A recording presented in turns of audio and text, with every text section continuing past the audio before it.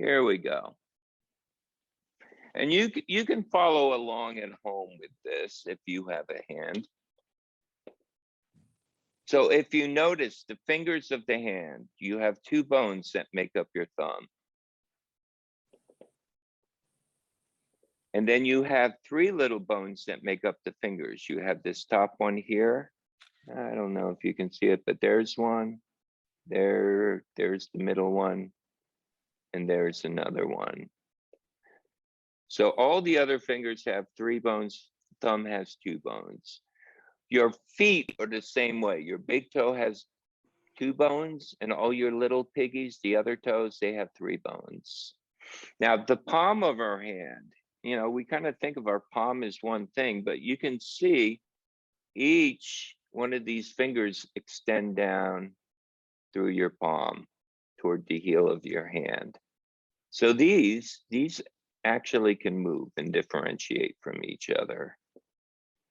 And that's one of the things we do when we do the hands-on work, is to help people feel how these bones can differentiate. And if you want, you can try that on yourself. Now, the interesting thing about this bone that makes up your palms, the place that you get your calluses right here, does anybody have calluses, or do we all have nice, comfortable lives?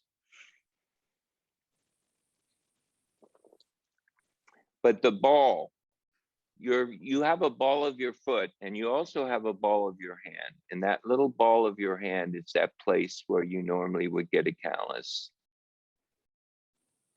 So right there is the ball of your hand. Now the heel of the hand, same thing. We think of the heel of the hand as one thing, but as you can see here, can you see all these different bones that make up the wrist and the heel of the hand? The wrist, the heel, and the hand kind of. So, you know, we kind of think of the wrist as just the difference between the hand.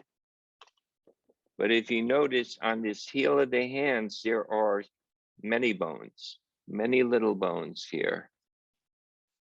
And Nancy, this should be of interest, because what I did with you the last time we did the hands-on work with you, I was really getting into these little bones and differentiating these little bones.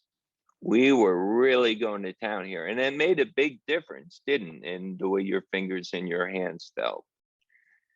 So we do have all these little bones here that help make up the wrist that we call the heel of the hands, and they can actually differentiate a little bit from each other.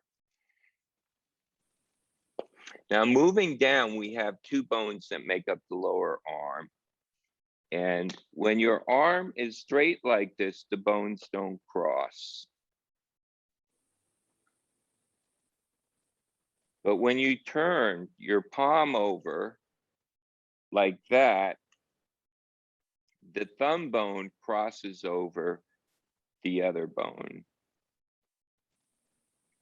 So you can see how that can move around, and these bones will actually, you can't really see it on him because his movement is very limited, but the bones here will actually cross. And that's another area on people that sometimes gets a little stuck.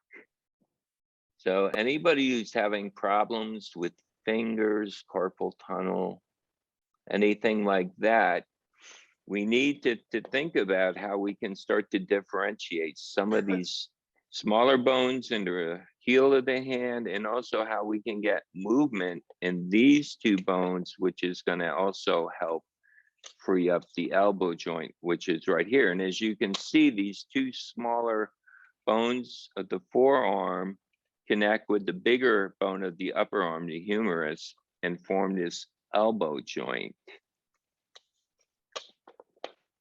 What we're going to be doing today is making a little bit of a fist. Curling the hand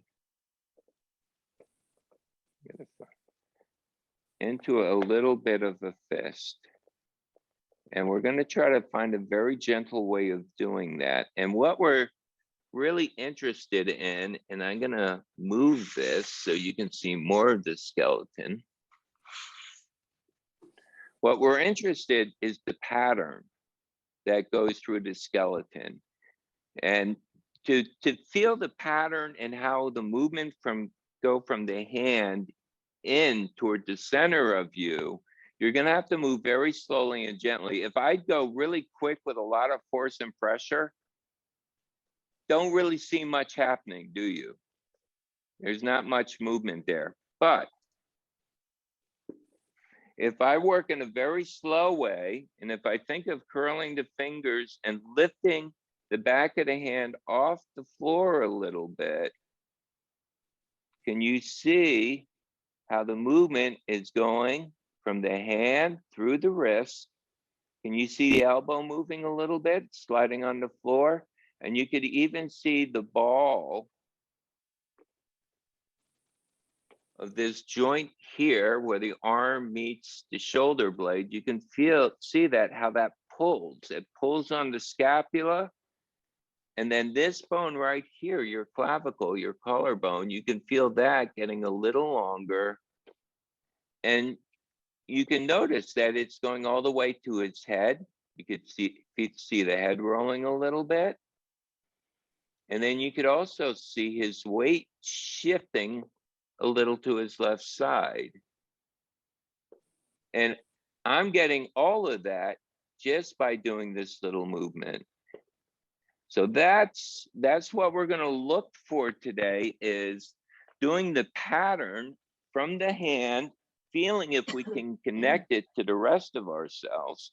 And then we'll play a little bit, is starting with the head and the eyes, and maybe noticing what happens if we start with the head and the eyes. I don't know if you can see this.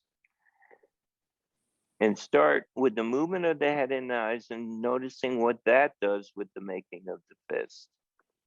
And then we can go back again and see if there's a little change. Oh, and look at that, his head's moving a little freer now.